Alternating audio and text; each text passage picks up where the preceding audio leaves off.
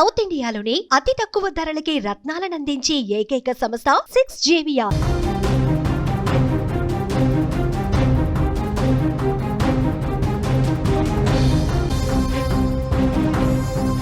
బంగాళాఖాతంలో మరో అల్పపీడనం ఏర్పడనుందని వాతావరణ శాఖ హెచ్చరించింది. దీని ప్రభావంతో ఆంధ్రప్రదేశ్, తెలంగాణ రాష్ట్రాల్లో విస్తారంగా వర్షాలు కురిసే అవకాశం ఉంది. ఈ నెల 13న ఏర్పడనున్న ఈ అల్పపీడనం మొత్తం నెలాఖరు వరకు వర్షాలకు కారణమవుతుందని అంచనా వేస్తున్నారు. ఇప్పటికే 2 రాష్ట్రాల్లో తేలికపాటి వర్షాలు మొదలయ్యాయి. బంగాళాఖాతంలో పశ్చిమ మధ్య భాగంలో ఒక ఉపరితల ఆవర్తనం ఏర్పడింది. దీని ప్రభావంతో ఏపీ, తెలంగాణ రాష్ట్రాల్లో విస్తారంగా వర్షాలు కురిసే అవకాశం ఉందని భారత వాతావరణ శాఖ హెచ్చరించింది. 2 రాష్ట్రాల్లోని కొన్ని జిల్లాలకు ఎల్లో అలర్ట్ కూడా జారీ చేసినటువంటి పరిస్థితి ఉంది. ఇక తెలంగాణలోని పలు జిల్లాల్లో ఈరోజు తేలికపాటి నుంచి మోస్తరు వర్షాలు, ఉరుములు మెరుపులతో కూడిన వర్షాలు కురిసే అవకాశం ఉంది.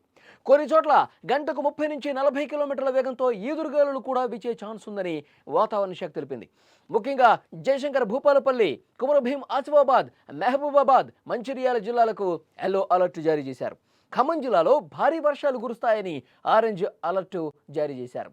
ములుగు, భూపాలపల్లి, భద్రాద్రి కొత్తగూడెం, మంచిర్యాల, మహబూబాబాద్, వరంగల్లో సాయంత్రం లేదా రాత్రి సమయంలో అక్కడక్కడ భారీ వర్షం పడే అవకాశం ఉందని తెలుస్తోంది. ఇక హైదరాబాద్ చుట్టుపక్కల జిల్లాల్లో కూడా వర్షాలు కురిసే అవకాశం ఉంది. ఉదయం పూట ఎండ, తేమతో కూడిన వాతావరణం ఉంటుందని ఐఎండీ పేర్కొంది. రేపటి నుంచి అంటే సెప్టెంబర్ 9 నుంచి హైదరాబాద్తో పాటు మొత్తం తెలంగాణలో శక్తివంతమైన ఉరుములు మెరుపులతో కూడినటువంటి వర్షాలు కురిసే అవకాశం ఉందని హైదరాబాద్ వాతావరణ శాఖ హెచ్చరించినటువంటి పరిస్థితి ఉంది. ఇక ఏపీలో కూడా వర్షాలు కొనసాగుతున్నాయి. వాయువ్య పశ్చిమ మధ్య బంగాళాఖాతం పరిసరాల్లో ఆవరించిన ఉపరితల ఆవర్తనం ఇంకా స్థిరంగా ఉంది. దీని ప్రభావంతో ఈరోజు శ్రీకాకుళం, విజయనగరం, పార్వతీపురం, మన్యం జిల్లాల్లో అక్కడక్కడ పిడుగులతో కూడిన తేలికపాటి నుంచి మోస్తరు వర్షాలు కురిసే అవకాశం ఉందని విపత్తుల నిర్వహణ సంస్థ తెలిపింది. ఇదిలా ఉంటే కోస్తాలో పలు చోట్ల ఎండ తీవ్రత కనిపించింది. నెల్లూరు జిల్లా కావలిలో ఏకంగా 38.8 డిగ్రీల గరిష్ట ఉష్ణోగ్రత నమోదైంది. ఎండాకాలంలో ఇలాంటి ఉష్ణోగ్రత కనిపిస్తుంది. ఇప్పుడు 38 డిగ్రీలు అక్కడ ఉంది. ఇక వాతావరణంలో ఉన్నటువంటి ఈ అనిశ్చితి వల్ల ఉరుములు, మెరుపులు, బలమైనటువంటి ఈదురుగాలులతో వర్షాలు కురిసే అవకాశం ఉంది. చేబ్రోల్లో 7.4 సెంటీమీటర్లు, గూడవల్లిలో 5.8 సెంటీమీటర్లు, ఎస్ రాయవరంలో 4.8 సెంటీమీటర్లు, పార్వతీపురంలో 4 సెంటీమీటర్ల వర్షపాతం నమోదైంది. రాబోయే రోజుల్లో వర్షాలు మరింత పెరుగుతాయని అధికారులు చెప్తున్నారు. ప్రజలు మరింత అప్రమత్తంగా ఉండాలి. ముఖ్యంగా రోడ్ల మీద వెళ్లే వాళ్ళు పలు జాగ్రత్తలు తీసుకోవాలని అధికారులు సూచిస్తున్న పరిస్థితుంది.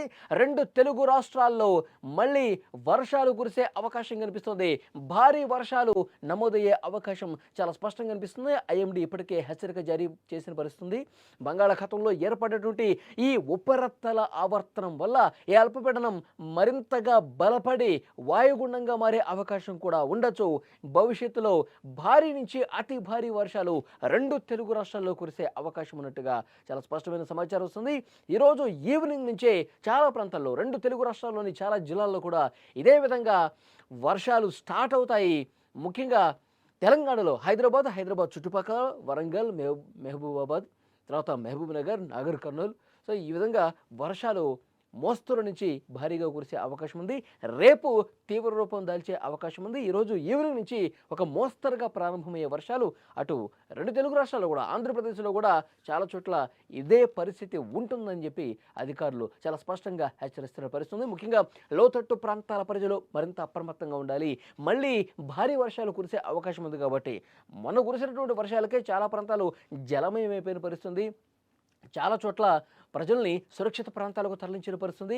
అక్కడ ఉన్నటువంటి వాగులు, వంకలు పొంగి ప్రవహించి ఇబ్బందికర పరిస్థితులు ఏర్పడ్డాయి. ఇప్పుడు మళ్ళీ కొంత గ్యాప్ ఇచ్చి వర్షాలు ప్రారంభమయ్యే అవకాశం కనిపిస్తోంది. ఎందుకంటే సెప్టెంబర్లో వచ్చేటువంటి వర్షపాతం కొన్నిసార్లు భారీ ఈదురుగాలులతో వచ్చే వర్షపాతాలు ఉంటాయి. తుఫాన్లు ఎక్కువగా వచ్చే అవకాశం ఉంటుంది. కాబట్టి ఇది మరింత బలపడి తుఫానుగా మారే అవకాశం కూడా లేకపోలేదు. కాబట్టి జాగ్రత్తగా ఉండాలని చెప్పి సమాచారం వస్తుంది. అధికారులు, వాతావరణ శాఖ అధికారులు ఇప్పటికే ప్రభుత్వ యంత్రాంగానికి కూడా సమాచారం ఇచ్చారు. పరిస్థితి ఏ విధంగా ఉంటుంది, ఏ జిల్లాలు ప్రభావితం, ఎక్కడ భారీ వర్షపాతం నమోదయ్యే అవకాశం ఉంది, ఇది బలపడే ఛాన్స్ ఏ మేరకు ఉంది, ఇవన్నీ కూడా అధికార యంత్రాంగానికి సమాచారం ఇచ్చారు. సో ప్రతి జిల్లా కలెక్టర్ కూడా దీని మీద సమీక్షిస్తూ ఉన్నారు.